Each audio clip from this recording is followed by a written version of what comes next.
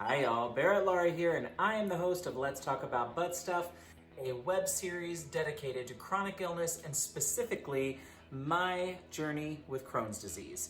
Today's episode is all about Ayurveda. This is part 2 in our 3-part series, but before we get into that, we're going to take care of that channel maintenance. If you're new here, consider clicking that subscribe button and dinging the bell. The bell gives you notifications every time I upload new content to the channel, which is 2 times per week.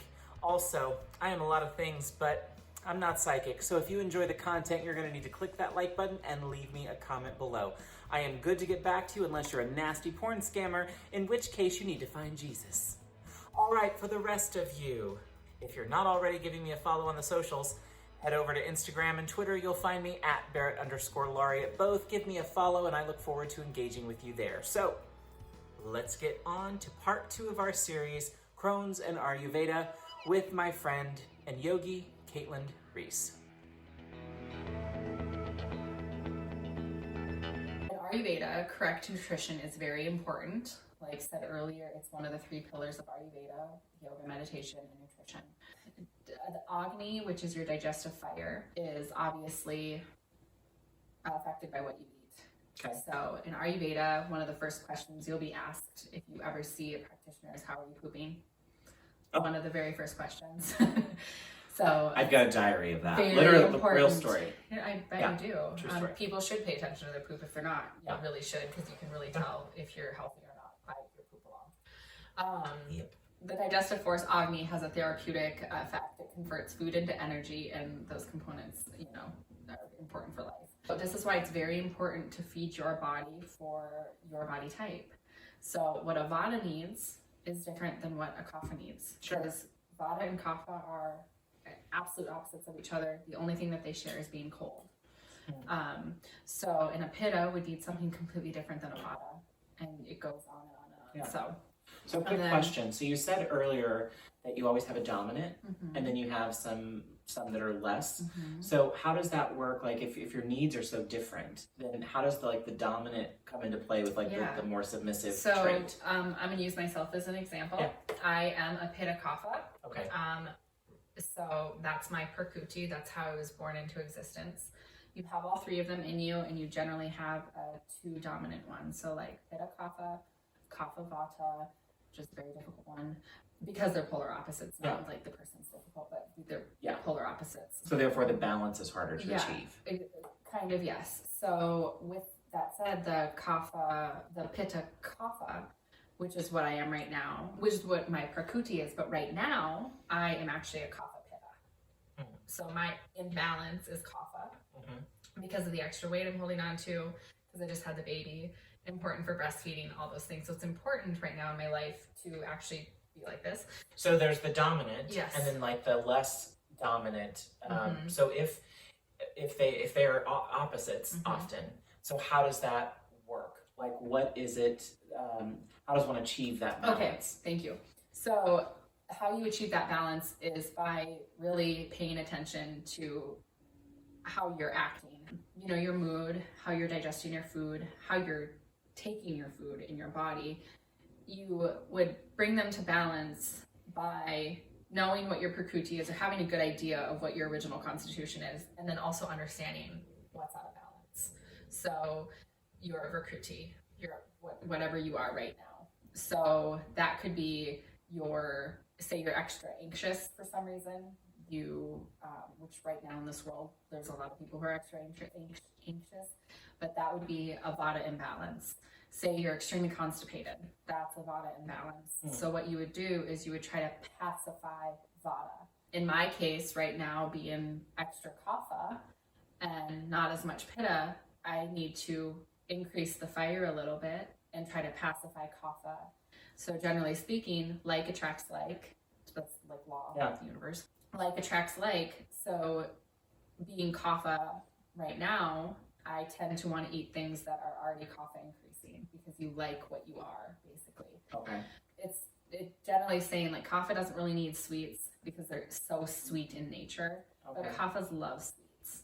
So right now, if I look at my diet, I would be completely honest, I'm eating more sweets now than I think I ever have in my life. And you never really did before, actually. No, and they really weren't my favorite.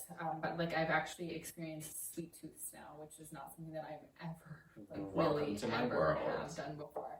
So what, like, give it to me in like food. So like when you say you're like feeding your cough, what does that look like? So one of the things so how to tell you're out of balance is to really try something and sit with it and see how it sits with your body.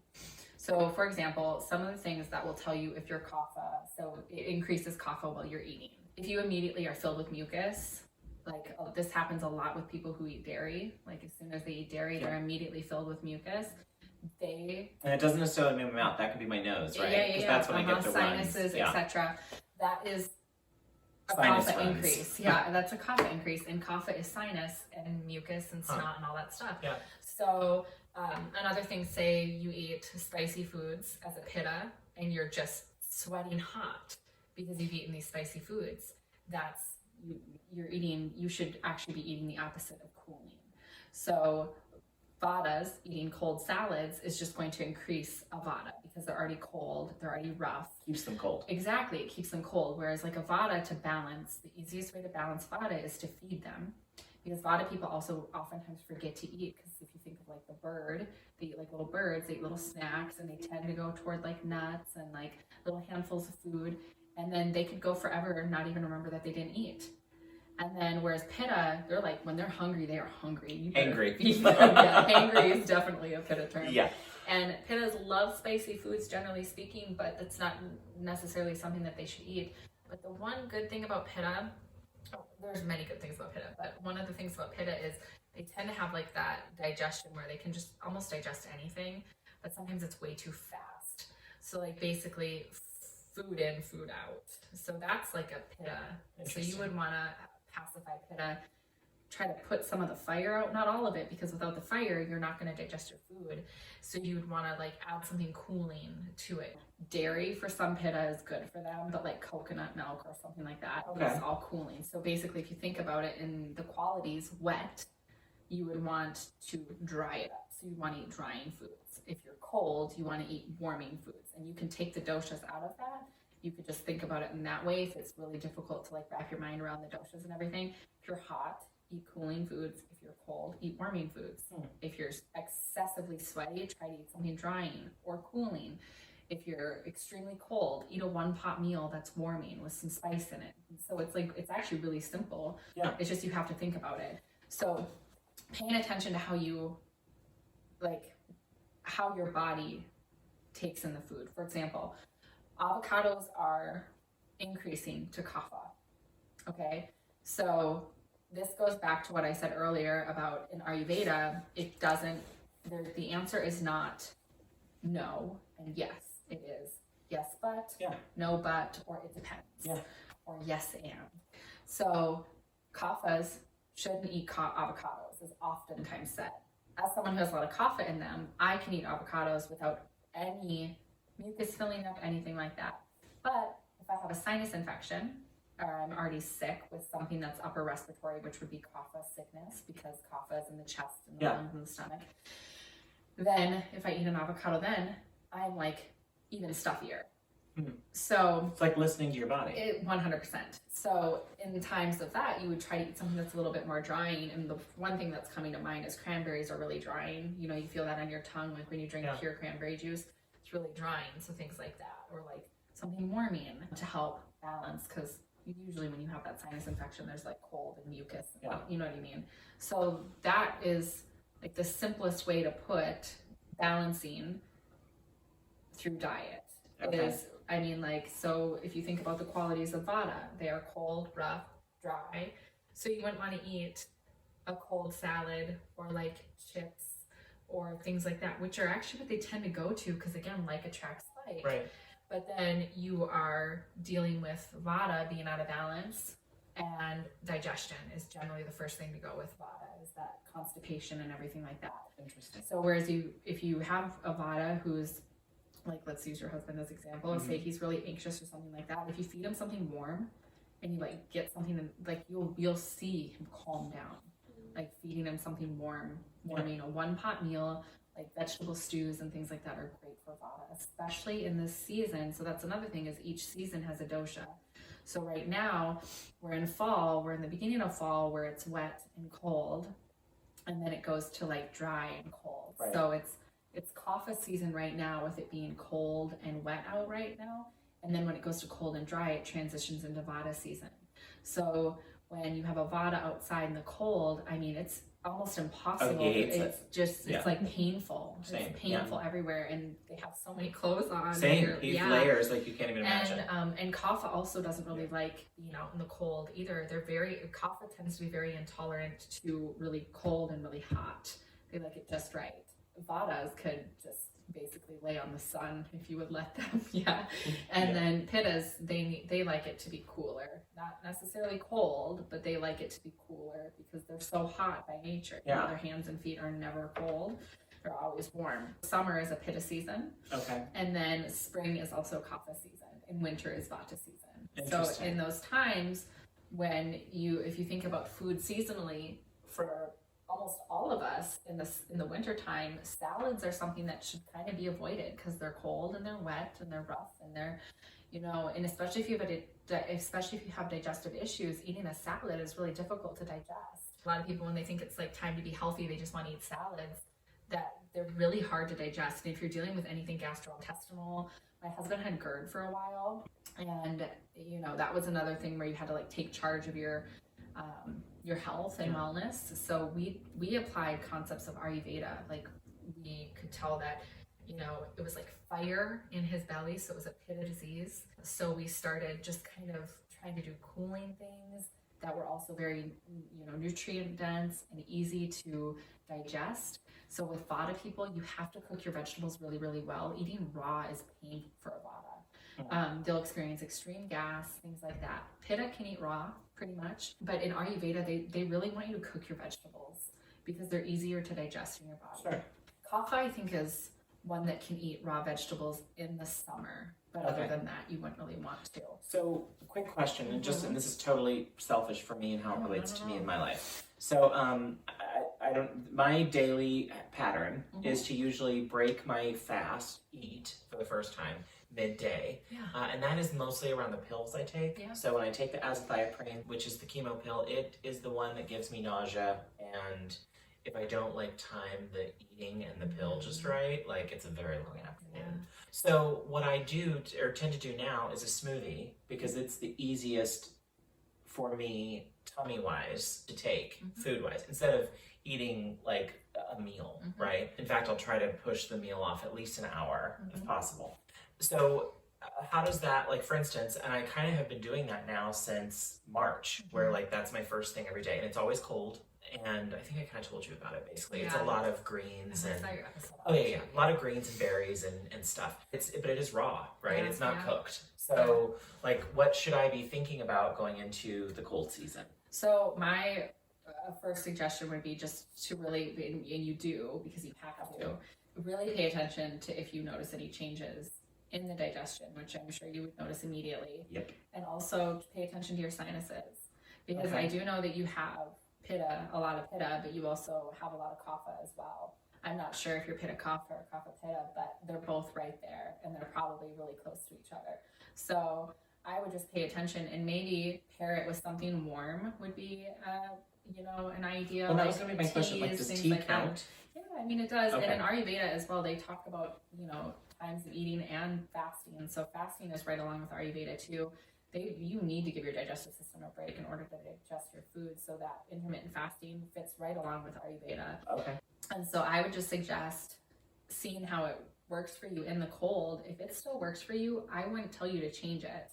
But if you notice any substantial change, so the mucus is probably my telltale. And then another one is, and we'll get to this when we talk about the Diancharya, which is your daily routine. So one of the things to always look at after you eat something, I learned this from the Ayurvedic practitioner that I saw when she came to Missouri, is after you eat something, look at your tongue about an hour later. If you have a white coat on your tongue, you're not digesting whatever you just ate properly. So it gives you an idea to kind of look back and see, hey, what did I just eat? Does this happen every time I eat it? Try it a couple more times and see if it's something that so always does. Yeah, so you can tell a lot. That's one of the things that they look at, the Ayurvedic practitioners, is they actually look at your tongue. And so in tongue scraping is very important. We do. Good, yay. So that's one of the easiest things to add to your daily routine to help you get healthy is I scraping think your tongue. we've probably both done it for breath. What's the thought behind it with So Ayurveda? what it does, because digestion is so incredibly important and that daily elimination is so important in Ayurveda, scraping your tongue takes all the bacteria off your tongue that you have, acquired through the night. And then it actually starts to activate the digestive juices on the tongue. So like food, when you start to eat, just thinking about food and eating actually technically starts the digestion process. Interesting. Chewing is very important, and you just kind of wake up your taste buds and take the bacteria off. And oral hygiene is very, very important in all health, and especially in Ayurveda. Without food, life cannot be sustained. It gives us energy and provides mental fortitude and clarity. Like, as you can say, when you're hangry, can you really do anything? No. It's just like you're laser focused on eating. And I think of like super either snappy and mean. This or writing, absolutely. Yeah. This or writing, like it's a creativity zapper. Exactly. So because I can work really, really well in the morning right when he leaves is my best. My most productive time of the day. So that's the pitta time of day. So the days even have doshas. So early morning is vata time. Middle of the day is So and then stages of life also. So when you come into existence, you come in as the kapha stage of life. Like, think about it, babies are all water and very mobile and soft and squishy, I know. And then you have the pitta stage of life, which is, they have ages on them and they vary because everybody's different. Like some people don't come into their careers until they're like 40s. So that would be pitta stage of life. And then, basically out of like schooling to your career is pitta stage of life. And then you enter the vata stage of life. Interesting. And if you think about it in like more of a philosophical way, you're getting closer to like your peak self, closer to death. But and so at the end you're like closer to air and space. I get it. So like in the beginning you're building that stability in your that the earth and the water, and then your pitta stage of life. It's very important that you're in the pitta stage of life so that you're your form of success, everything like that. It's like that go energy, the energize your body sort of thing. So it really is just balance. It's really just balance. It's really what it is. And so the Sahara Rose, she really breaks it down into more modern. Like instead of doing wheat, maybe consider quinoa. Instead of doing rice at every meal, maybe consider something else, like more vegetables, things like that. So she's one person. She has a test online. I know that. I have a very simple test again that I'll share with Barrett. Yeah. And if you're not sure of an answer of something, ask the person closest to you, the person that lives with you, or like your mother or something like that, because they're gonna know. Yeah. I mean, oftentimes we don't see ourselves clearly. Like we have big blind spots for ourselves. Ideally, you want to do the most of it yourself, and it gives you a good idea of what you are. And so you would take those, whatever you are, the pitta, kapha, vata, the highest number is most likely your dominant one. And what I like to tell people to do when I'm leading my cooking workshops is to take one test is like you've always been. So like throughout your life, your most likely self, and then answer it like as you're sitting in the space right now, like how you are today. Because then you can kind of get an idea of where there might be an imbalance, and that's where you can kind of go from. So say you have say you're generally like kapha pitta, but right now you have a crazy pitta imbalance. Well, then look at that and see how to bring pitta down a little bit by pacifying and bringing your kapha up a little bit. And so and always check your digestion. If you're not pooping, you need to figure it out. Like you should be going every day. Yeah. More than once a day. Yeah. Well, and so that's the Crohn's thing. Mm-hmm. So then that's my first indicator for me is that if I don't have a bowel movement every single day, then something is wrong. Like I've made a misstep. Mm-hmm. Or for instance, tomorrow night my family's coming up. We're watching Hocus Pocus because that's what we do on Halloween. I make my husband watch that with me. Every year we do it together, and so I got Halloween candy, which I would otherwise not keep candy in the house. Would not, but it's like it's our thing. We do it. I'm going to pay a price for it. Yeah. So there are meals that I'll have where I'm like, I'm going to eat it. I'm know I'm gonna pay for it, but I'm gonna do it. So in Ayurveda, they would call that a celebration, and that's totally fine and healthy to do occasionally. You just don't want to live in like feast and celebration mode your whole All the time, life, right? You're just gonna be Yeah. really uncomfortable. 100%. Yeah, so. Awesome. Okay, wonderful. Well, thank you so much for doing this. We've been talking about it for I know, quite a bit, but you got busy. Yeah, we did. Had a baby. That's beyond adorable. But thank you so much. Love you to pieces, and we're out. Yay.